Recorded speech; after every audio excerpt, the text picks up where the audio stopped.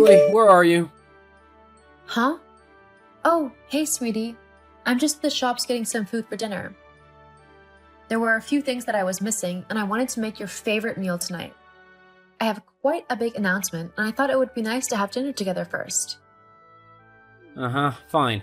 But how many times have I told you to make sure that the house is spotless before I come back home from work? Huh? What do you mean?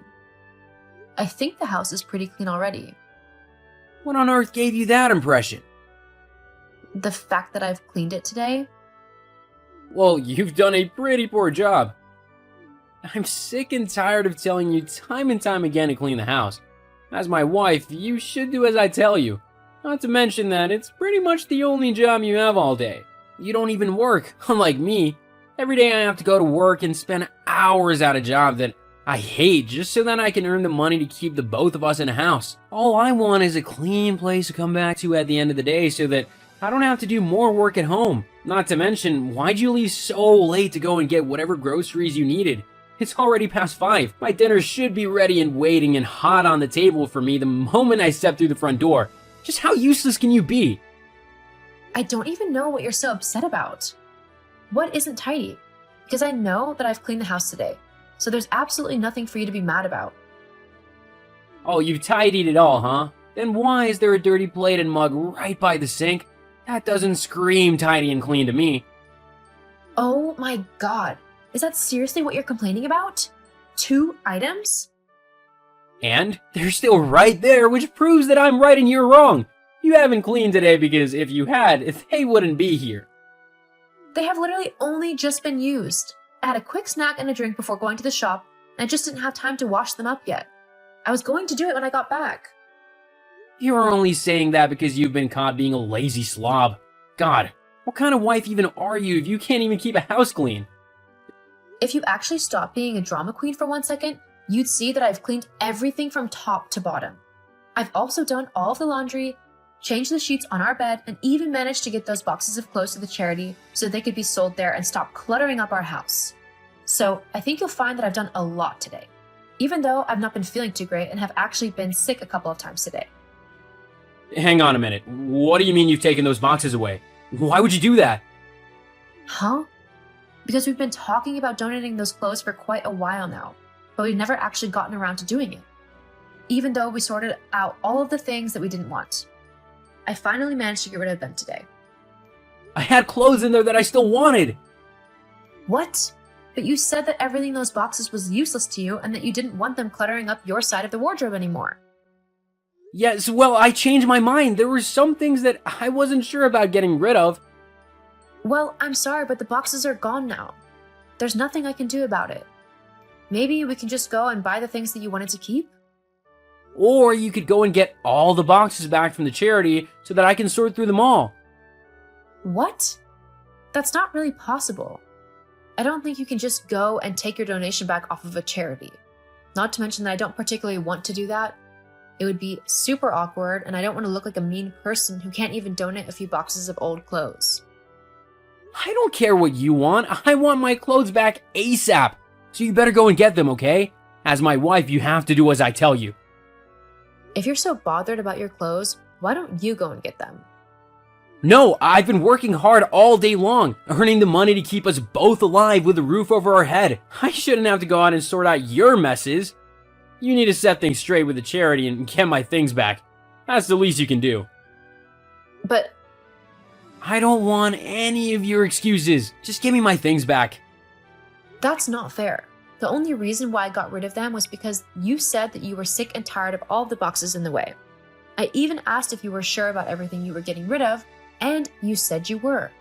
You said to stop bothering you about it and to just get rid of it all. So I did.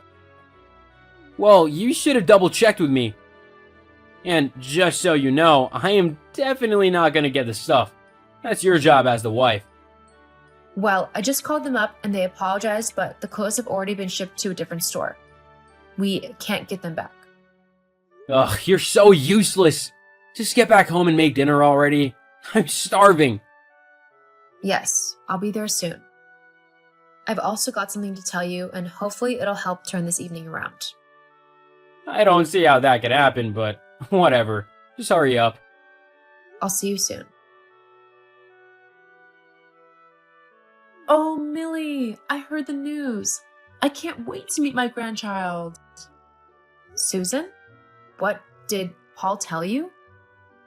Of course. Who else would? Oh. That's not a problem, is it? I mean, after all, Paul is my son, and he's going to be the father of the child. Yes, I know. We just agreed not to tell anyone yet, as it's still early days and anything could happen. It's not uncommon for women to have miscarriages early into their pregnancies. I just didn't want to get people's hopes up in case something happens. Oh, don't be stupid. The only reason you'd have a miscarriage is if you don't do what you're supposed to do for the baby. You need to listen to me now, as I know what I'm doing. I'll make sure you give birth to a healthy child. First of all, you need to cut out all alcohol, sushi, coffee, and anything else that's bad for the baby. Although I suppose the pregnancy does explain why you've been getting fatter recently. I'm glad this is the reason, to be honest. I had been considering telling you to go to the gym. I can't have a fat daughter-in-law making my son look bad, you know? Excuse me? Did you just say I was getting fat? Well, yes, but it's only the truth. You're going to get much fatter now that you're pregnant. You just got to make sure you lose it all once you actually give birth. That is so rude. Even if I wasn't pregnant, whether or not I gain weight isn't any of your business. If Paul had a problem with it, he would talk to me about it, but at the end of the day, my figure and physique is up to me. Oh, don't be so dramatic. Besides, you're not even getting fat. It's just the baby. That still doesn't excuse your behavior. Yes, whatever. Look, I've got to go, but I'll be around later and I'll give you some books and other things to help you out. It's fine, Susan. I've got plenty of books on the way that I've ordered. Those are all nonsense. My books are the real deal that will teach you how to raise a big and strong child. Not one of those namby-pamby kids who cry over nothing nowadays. Susan, that's just wrong in so many ways. Look, I've really got to go. We'll talk more later. Paul? What on earth was that last night? I can't actually believe you behaved like that. Millie? Jeez, what are you moaning about now? I mean, don't you ever do anything but complain? Paul, I really think you need to stop acting like such a spoiled man-child right now. What? You can't speak to me like that. Oh, I can't? Then how come you got to speak to me like I was nothing but a piece of dirt last night? I mean, what even was that? Calling me too fat to eat with you? Even the waiter was appalled at what you said, and that you ordered me a salad instead of what I wanted. You do realize that I'm 6 months pregnant, don't you? My stomach is going to be getting bigger than it is right now, and I'm definitely not going to stop eating just because you're too stupid to understand the process of pregnancy. Being pregnant means you put on a little bit of weight. I know that, but you don't need to blow up as big as you have. You could definitely do with losing a few pounds. You look completely unattractive. I can hardly stand being seen in public with you because of how fat you are. If you want to continue being with me, then you're gonna have to lose some weight. That's all I can say. Is that truly how you feel? You're actually giving me that ultimatum? Yup. I see. Very well then. You've just made my decision a whole lot easier. Huh? Decision? Yes. I've been thinking of it for a while now because your behavior is simply horrible. When we first got together, you were so sweet and kind and caring, but ever since we got married, you've turned into a vile, disrespectful, and vindictive man, and you're simply just not someone that I want to be with. And telling me that I'm getting too fat to be with you, simply because I'm pregnant, is honestly the last straw. If you're this kind of husband to me, I'd hate to see what kind of father you'd be like to my baby. So I'm leaving you. What? What are you saying? I'm saying that I want a divorce. What? No way, you can't do that. You're pregnant with my child, you can't leave. I won't let you. Well, considering I've already contacted some lawyers who have agreed to take on the divorce on my behalf, and I've already moved most of my stuff back home to my parents' house, there's nothing you can really do. You've what? Wait, Millie, we can sort this out. You don't need to be so dramatic. I'm sure we can come to a compromise. No, thank you. I've given you plenty of chances to talk to me, and all you've ever done is be rude and demeaning to me. I've had enough, and I'm definitely not going to let you do the same to my child. The papers will be in the mail for you. Hang on, please, Millie. If you do this, then there's no chance that we'll ever get back together. Just know that I won't take you back, no matter how much you beg me to.